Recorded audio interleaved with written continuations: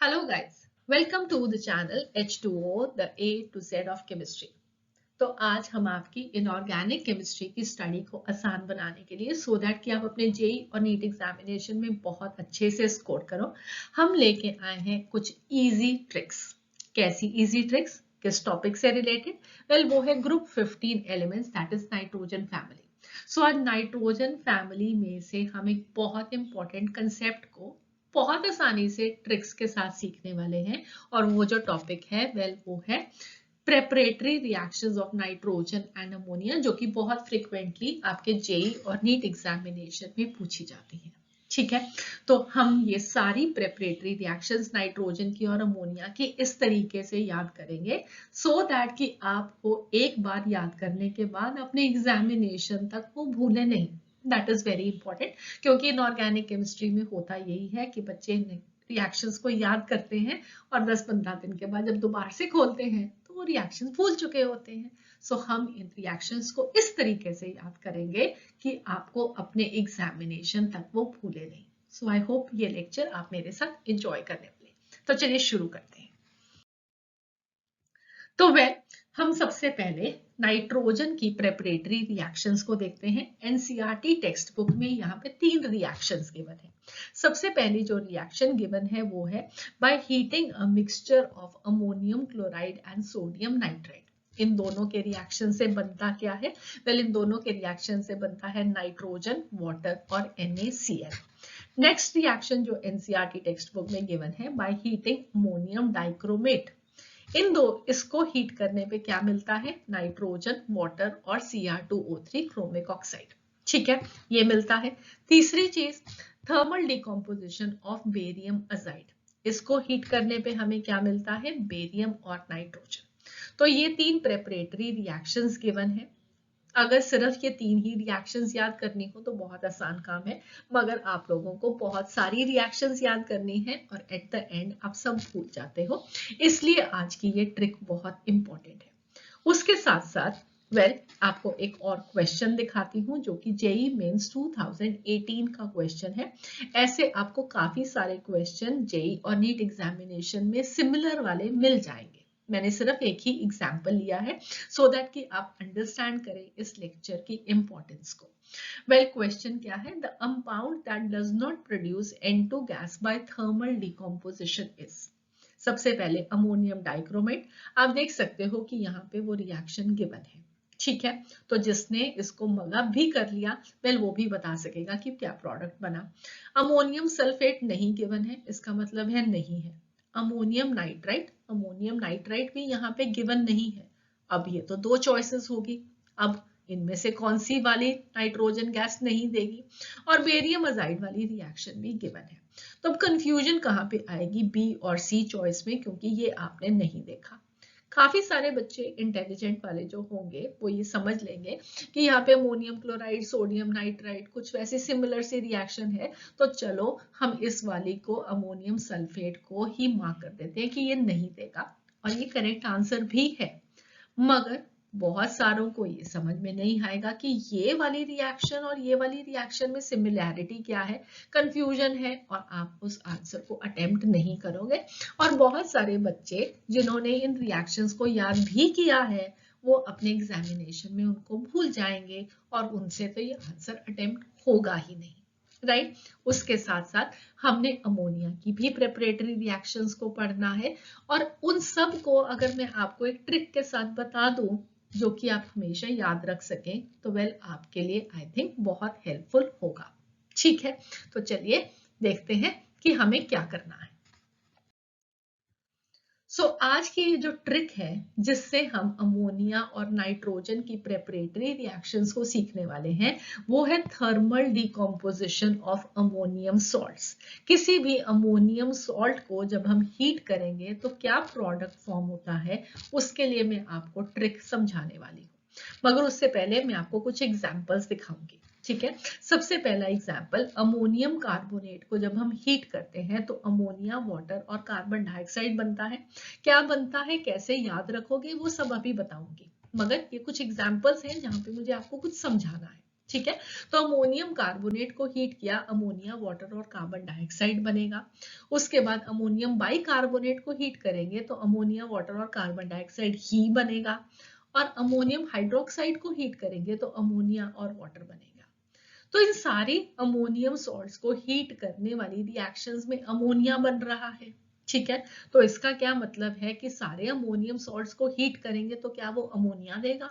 नहीं। अभी तो हमने एक रिएक्शन देखी जिसमें हमने अमोनियम डाइक्रोमेट को हीट किया था और उसने नाइट्रोजन को फॉर्म किया था, राइट। तो अमोनियम डाइक्रोमेट को हीट करने पे नाइट्रोजन बना, वाटर बना और साथ में क्रोमिक ऑक्साइड बना Cr2O3, राइट। एक और एग्जांपल आपको देती हूँ अमोनियम सॉल्ट का। अमोनियम नाइट्रेट को जब हम हीट करते हैं तो वो देता है N2O और साथ में वाटर, राइट। तो यहाँ पे अमोनियम सॉल्ट एक जगह अमोनिया दे रहा है, एक जगह नाइट्रोजन दे रहा है, एक जगह N2O दे रहा है। तो वेल ये कैसी ट्रिक है जिसमें इतना कुछ बन रहा है मगर हमें तो नहीं समझ में आएगा कि क्या करना है। वेल यही तो समझना है कि इन सब में कौन से वाला सॉल्ट क्या गैस रिलीज करेगा, अमोनिया रिलीज करेगा कि नाइट्रोजन रिलीज करेगा, ये सीख लिया तो हमने प्रेपरेटरी रिएक्शंस को सीख लिया।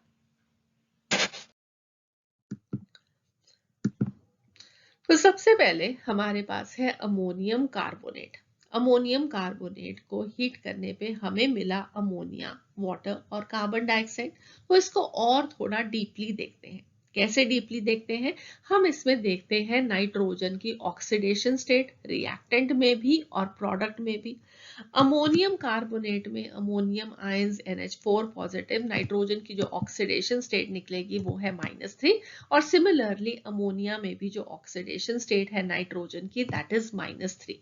इसका मतलब कि ऑक्सीडेशन स्टेट में चेंज नहीं हुआ। जबकि अगर आप अमोनियम डाइक्रोमेट में प्रोडक्ट जो फॉर्म हो रहा है वो है नाइट्रोजन गैस, तो इन दोनों की ऑक्सीडेशन स्टेट को कंपेयर करोगे तो अमोनियम सॉल्ट में तो नाइट्रोजन की ऑक्सीडेशन स्टेट -3 ही रहेगी, नाइट्रोजन में ऑक्सीडेशन स्टेट होगी 0। तो इसका मतलब है कि चेंज हुआ ऑक्सीडेशन स्टेट का फ्रॉम -3 to 0।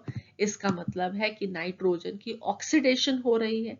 अब यहाँ पे कंपाउंड तो एक ही है, तो क्या है वो चीज जो नाइट्रोजन की यहाँ पे ऑक्सीडेशन करा रहा है?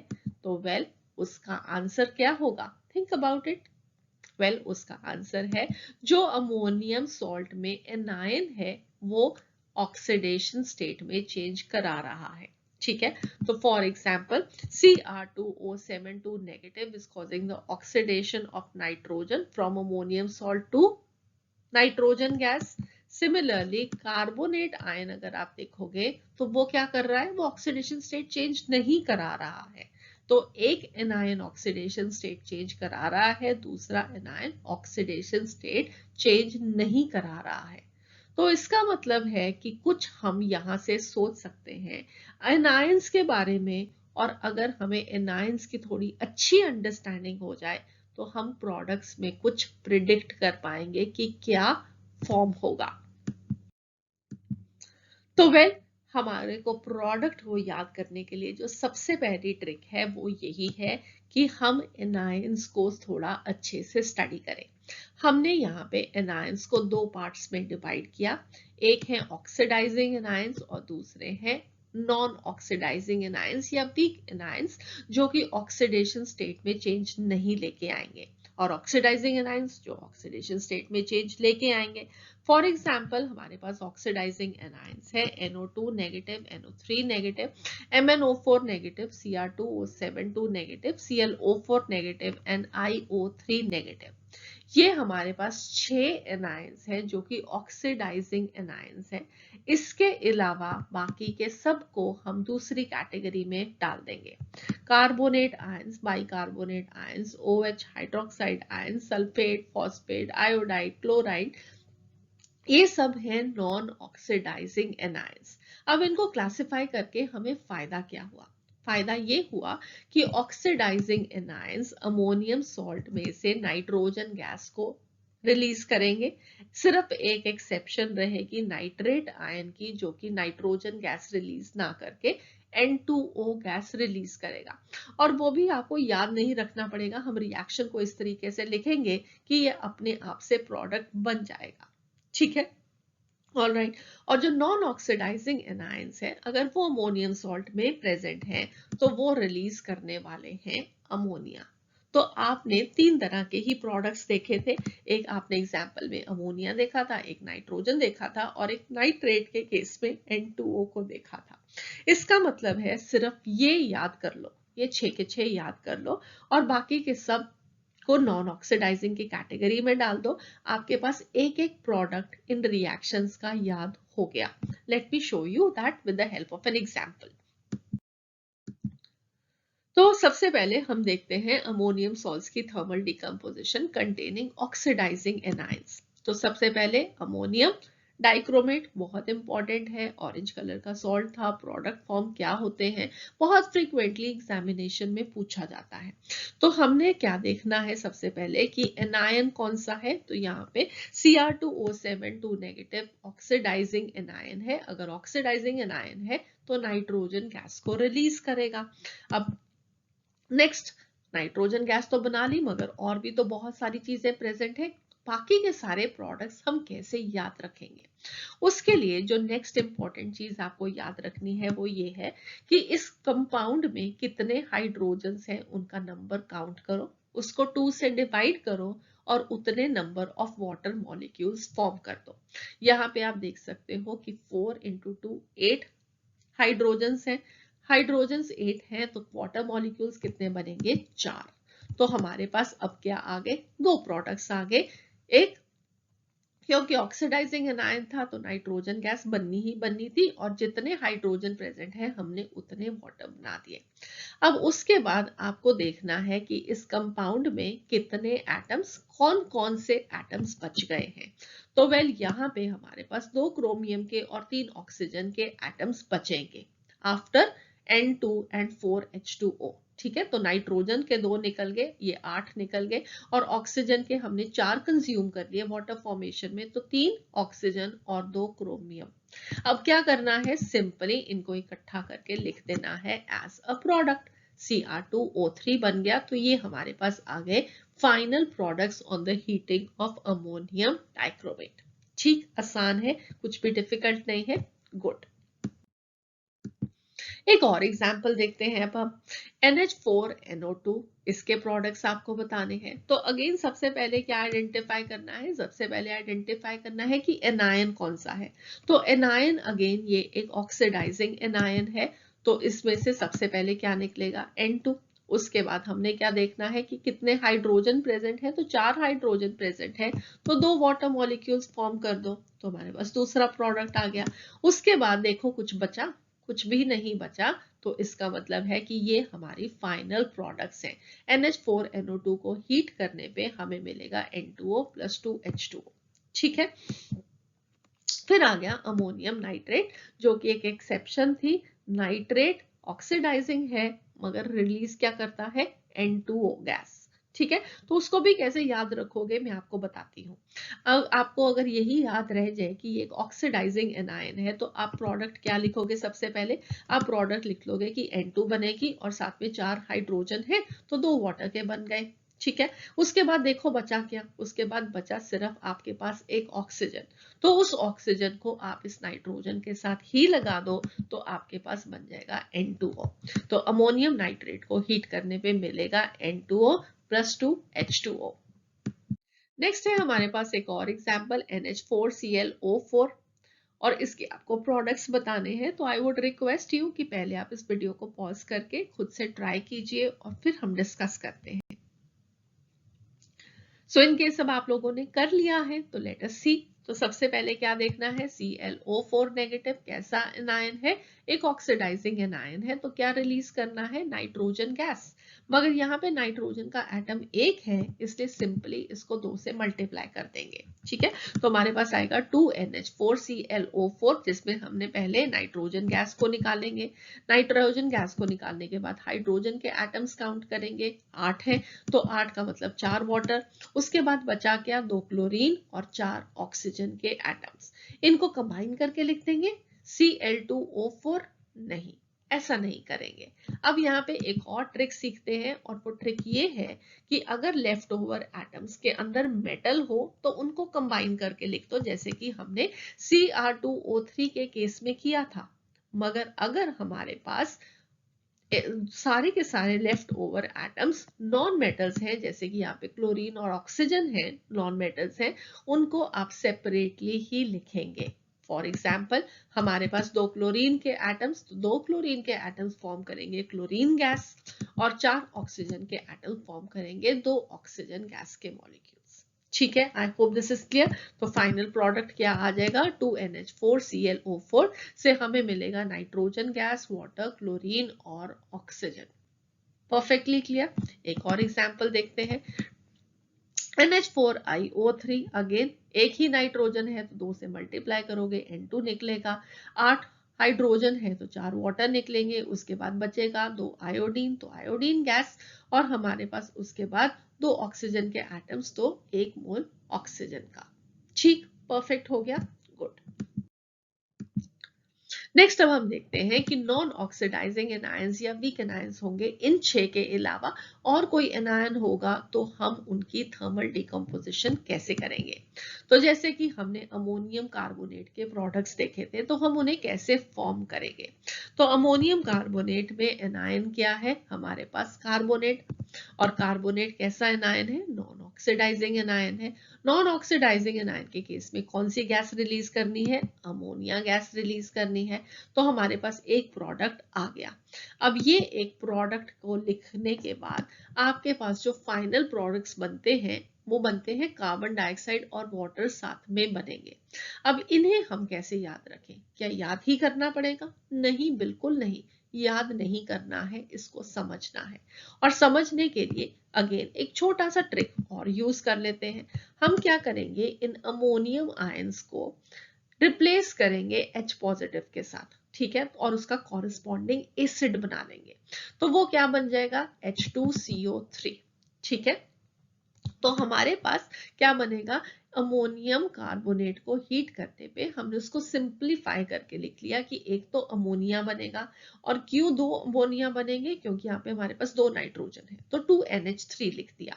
ठीक है, और साथ में अमोनियम को रिप्लेस हमने किसके साथ किया, हाइड्रोजन के साथ, तो H2CO3 बना, तो हमने वो इसके साथ लिख दिया। अब आगे आपको इस H2CO3 को हीट करना है, डिहाइड्रेट कर देना है एसिड को, और उसको प्रोडक्ट क्या मिलेगा, वेल हीट करने पे हमें मिलेगा, वाटर को बाहर निकाला तो 2H और 1 ऑक्सीजन, वाटर बन गया, और बाकी का बचेगा कार्बन डाइऑक्साइड। तो हमारे पास जो टोटल प्रोडक्ट्स आए वो वही आएंगे जो यहाँ पे लिखे थे, अमोनिया, अमोनिया रहा, साथ में H2CO3 को ब्रेक करने पे कार्बन डाइऑक्साइड और वाटर मिला। ठीक है, आई होप अब ये आसान है, आपको हमेशा याद रहेगा कैसे करना है। हम और एग्जाम्पल्स देखते हैं सो दैट कि सब कुछ अच्छे से समझ में आ जाए।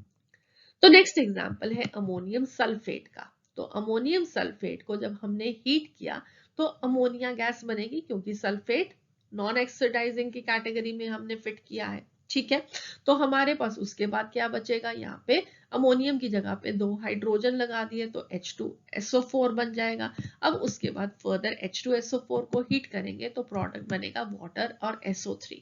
अब ये टेम्परेचर डिपेंडेंट है, अगर हम ज्यादा टेम्परेचर करेंगे तो ये बनेगा, नहीं तो यही बन जाएगा। आसान है याद रखना। एक और एग्जांपल देखते हैं, अमोनियम फॉस्फेट। अमोनियम फॉस्फेट से अगेन 3 नाइट्रोजन है तो 3 अमोनियम बना दिए, और साथ में क्या बना दिया, अमोनियम की जगह पे H लगाया तो H3PO4। अब H3PO4 को आगे फर्दर हीट करेंगे, क्या बनेगा, वाटर मॉलिक्यूल बाहर निकाला तो हमारे पास एक हाइड्रोजन बचेगा, एक फॉस्फोरस और 3 ऑक्सीजन, तो H2O प्लस HPO3। ठीक है, अब इसमें अभी भी एक हाइड्रोजन प्रेजेंट है, एक हाइड्रोजन प्रेजेंट है, तो फिर से वाटर निकालेंगे, मगर एक हाइड्रोजन के साथ तो वाटर नहीं निकल सकता, तो इसको 2 से मल्टीप्लाई कर दो, वो क्या बन जाएगा H2P2O6।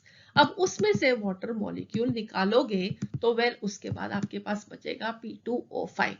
तो इस रिएक्शन का जो फाइनल प्रोडक्ट होगा वो क्या होगा, इसमें अमोनिया निकलेगा, इसमें 2 वाटर के मॉलिक्यूल्स निकल रहे हैं, हमारे पास साथ में P2O5 निकल रहा है, बैलेंस करके इसको चेक कर सकते हैं।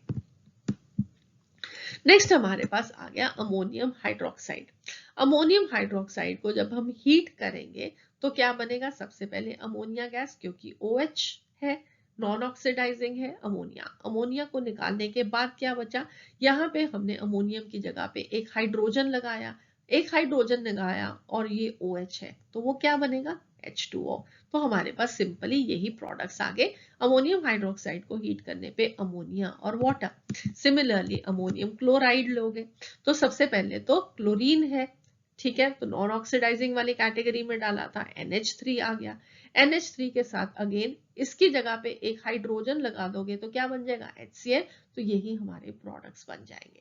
बहुत आसान है, याद रखना, कुछ भी डिफिकल्ट नहीं। ग्रेट। सो चलिए, अब आप लोगों ने कंसेप्ट सीख लिया, आपने ट्रिक सीख लिया कि कैसे आप लोगों को प्रोडक्ट लिखना है। तो हम एक बार से जल्दी से प्रेपरेटरी रिएक्शंस ऑफ नाइट्रोजन को दोबारा से देखते हैं। पहली रिएक्शन क्या थी, bye heating a mixture of ammonium chloride and sodium nitride. क्या प्रोडक्ट फॉर्म हुआ था, प्रोडक्ट फॉर्म हुआ था N2 वाटर और NaCl। अब इस प्रोडक्ट को याद रखने के लिए और आज के लेक्चर के साथ को रिलेट करने के लिए अब आप इस रिएक्शन को दोबारा से देखो। सबसे पहले हमने अमोनियम क्लोराइड को सोडियम नाइट्राइड के साथ हीट किया, ठीक है, मगर ये एक ही सॉल्ट नहीं है। जब भी थर्मल डिकम्पोजिशन वाला प्रोडक्ट होगा तो वेल हमेशा वो एक ही रिएक्टेंट होगा, एक ही रिएक्टेंट को हीट करने पे प्रोडक्ट बनेंगे, मगर यहाँ पे तो 2 रिएक्टेंट है। तो वेल यहाँ पे आपको क्या करना है, एक डबल डिस्प्लेसमेंट रिएक्शन करना है। एनायंस की पोजीशन कैटायंस के रिस्पेक्टिवली एक्सचेंज कर दो, ठीक है। तो अमोनियम के साथ नाइट्राइट लगा देंगे, Na के साथ Cl लगा देंगे, तो क्या बन जाएगा अमोनियम नाइट्राइट और NaCl। अब अमोनियम नाइट्राइट क्या है, अमोनियम सॉल्ट है। अमोनियम सॉल्ट है, कैसे वाला सॉल्ट है, ये ऑक्सीडाइजिंग एनायन है। ऑक्सीडाइजिंग एनायन को हीट करने पे क्या मिलता है, नाइट्रोजन मिलता है। नाइट्रोजन को निकालने के बाद हम देखते हैं हाइड्रोजन के एटम कितने हैं, 4 हैं, तो 2 वाटर मॉलिक्यूल्स बना दिए, उसके बाद कुछ नहीं बचा, तो अमोनियम नाइट्राइट को हीट करने पे N2 और वाटर मिला, और एक प्रोडक्ट ये था NaCl। इन तीनों को, इस वाली रिएक्शन को आपने, इसको ये कैंसिल हो जाएगा, तो आपके पास जो नेट रिएक्शन बनेगी वो ऊपर वाली रिएक्शन बनेगी N2 plus water plus NaCl। ठीक है, समझ में आ गया कि क्या किया, पहले एक डबल डिस्प्लेसमेंट रिएक्शन कर दी, उसमें जो अमोनियम सॉल्ट आया वेल उसको आपको थर्मली डिकम्पोज करना है, ठीक है। नेक्स्ट रिएक्शन देखते हैं बाय हीटिंग अमोनियम डाइक्रोमेट। तो ये आप ऑलरेडी सीख चुके हो कि इसका प्रोडक्ट कैसे फॉर्म होगा। Dichromate ion oxidising anion, N2 gas release होगी, जितने हाइड्रोजन है 8 हाइड्रोजन है, उतने वाटर मॉलिक्यूल्स बाहर निकाल दिए, जो बच गया उसका प्रोडक्ट बना के हमने लिख दिया, तो Cr2O3 बन गया, ठीक है। ये वाला तो आसान रहा। नेक्स्ट हमारे पास आया थर्मल डिकम्पोजिशन ऑफ बेरियम और सोडियम अजाइड, जिससे वेरी प्योर नाइट्रोजन फॉर्म होती है। ये आपको याद रखना है, और ये मुश्किल नहीं है क्योंकि ये रिएक्शन बहुत आसान है। सिर्फ आपको ये मालूम होना चाहिए कि एजाइड आयन क्या होता है। So azide ion is N3 negative, इसके ऊपर -1 चार्ज है 3 नाइट्रोजन के एटम से। N3 negative, 1 is going to be azide, ठीक है। तो बेरियम अजाइड का क्या फॉर्मूला हो जाएगा, BaN3 ट्वाइस, और सोडियम अजाइड का क्या फॉर्मूला हो जाएगा, NaN3। और दोनों से आपको मिलना क्या है, मेटल को और नाइट्रोजन को अलग अलग कर देना है, तो बेरियम और नाइट्रोजन, सोडियम और नाइट्रोजन, और इससे जो नाइट्रोजन मिल रही है, this is the purest form of nitrogen that we can get, ठीक है। I hope this is clear. एक और इम्पॉर्टेंट चीज, अब यहाँ पे हम प्रेपरेटरी रिएक्शंस ऑफ नाइट्रोजन कर रहे हैं, तो वेल एनसीईआरटी टेक्स्ट बुक में एक और वे गिवन है जिससे आप नाइट्रोजन को प्रिपेयर कर सकते हो, और वो है by commercially preparing nitrogen by the liquefaction and fractional distillation of air. तो हमेशा याद रखना कि एयर में 78% नाइट्रोजन है, तो सबसे बड़ा सोर्स नाइट्रोजन का तो हमारी अपनी एयर है। तो हम क्या करते हैं, एयर को लिक्विफाई करते हैं और फिर उसकी फ्रैक्शनल डिस्टिलेशन करते हैं। दो कॉन्स्टिट्यूएंट है मेजर, नाइट्रोजन और ऑक्सीजन। तो नाइट्रोजन का जो बॉइलिंग पॉइंट है दैट इज 77.2, ऑक्सीजन का बॉइलिंग पॉइंट है 90 केल्विन। ठीक है, दोनों लिक्विड नाइट्रोजन और लिक्विड ऑक्सीजन का फ्रैक्शनल डिस्टिलेशन करेंगे तो नाइट्रोजन पहले डिस्टिल हो जाएगी और ऑक्सीजन पीछे रह जाएगी। इस तरीके से हम नाइट्रोजन को कमर्शियली प्रिपेयर कर सकते हैं। ठीक है, आसान है, कुछ भी डिफिकल्ट तो नहीं रहा अब। गुड।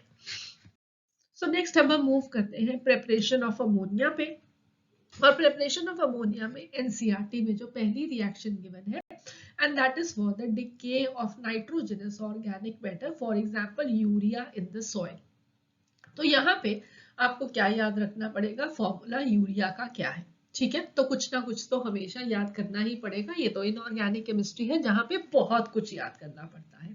तो हम कुछ चीजें याद कर रहे हैं, कुछ चीजें समझ रहे हैं, कुछ चीजें ट्रिक्स के साथ अंडरस्टैंड कर रहे हैं, जो कि हमारी इनऑर्गेनिक केमिस्ट्री को आसान बना रहा है। राइट, तो यूरिया का फॉर्मूला याद करना पड़ेगा और वो क्या है, NH2CO NH2। अब यूरिया प्रेजेंट है सॉइल में, सॉइल होता है मॉइस्ट, तो हमने उसमें क्या डाल दिया, वाटर।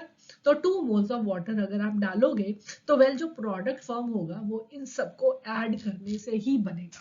सो आपको सिंपली करना क्या है, यहाँ पे 2 नाइट्रोजन है, राइट, और 2 4 हाइड्रोजन और 4 ये वाले 8 हाइड्रोजन। तो अमोनियम के कितने आयंस बन जाएंगे, यहाँ पे 2।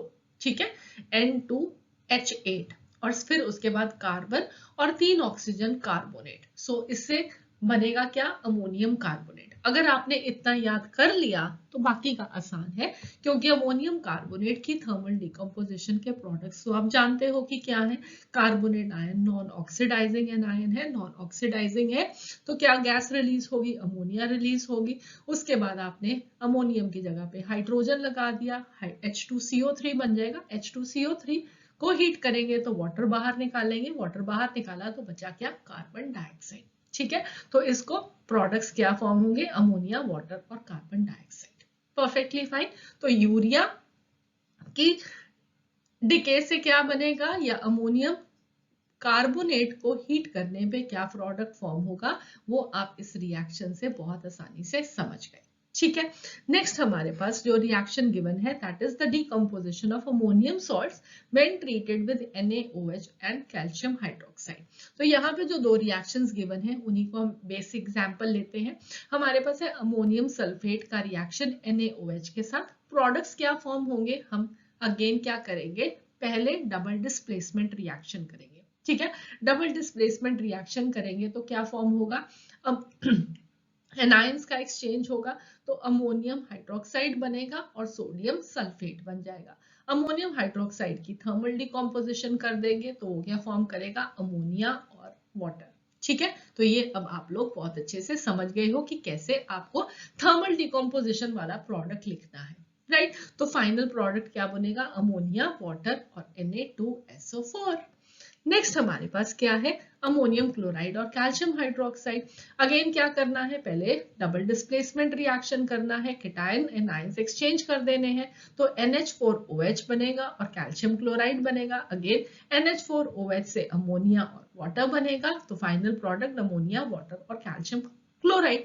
अब अगर मैं यहाँ पे इस कैल्शियम हाइड्रोक्साइड के साथ अमोनियम फॉस्फेट लिख दूं तो आपको क्या प्रोडक्ट फॉर्म करना होगा, अगेन आप खुद से लिख सकते हो।